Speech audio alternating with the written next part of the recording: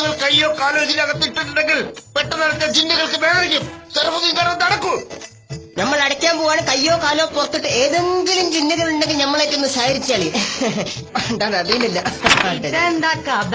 നമ്മളെ ചുറ്റിലും പല കോലത്തിലും അദൃശ്യരായ ജീവികളുണ്ട്. ഇതൊക്കെ പറഞ്ഞ ചില ആളുകൾക്ക് മക്കാറാ. ബുദ്ധമതത്തിൽപ്പെട്ട ഒരു ജിന്നിന്റെ കാലിലെ കുറ്റിപ്പുറത്ത് പോയവൻ അറിയാതെ കട്ടപ്പാറ കുത്തിക്ക്. ദേഷ്യം വന്ന ബുദ്ധിച്ച ജിന്ന് കോയമോന്റെ ശരീരത്തിൽ തേസ് താമസാക്കി മൂപ്പര് ഉപദ്രവിക്കാൻ തുടങ്ങി ഇല്ലേ? ഒടുക്കം നമ്മൾ ആ ജിന്നിനെ പിടിച്ച് പുറത്താക്കിയത് കേട്ടില്ലേ?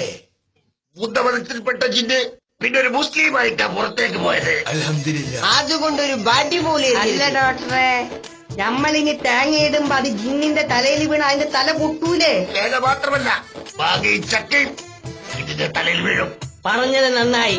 നാളെ നമ്മളെ പെരയില് തേങ്ങ വലിയ വേണ്ടാന്ന് പറയാലോ.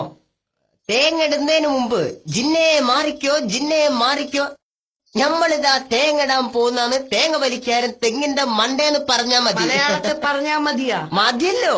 കേരളത്തിലെ ജിന്നിന് നന്നായിട്ട് മലയാളം അറിയാം ഇല്ലേ? തന്നെ ബീഹാറിന്ന് കാഠ്മണ്ഡുന്ന് വന്ന കുറെ ജിന്നുകൾക്ക് നമ്മൾ മലയാളം പഠിപ്പിച്ച് വിട്ടിട്ടുണ്ട്. അല്ല പിന്നെ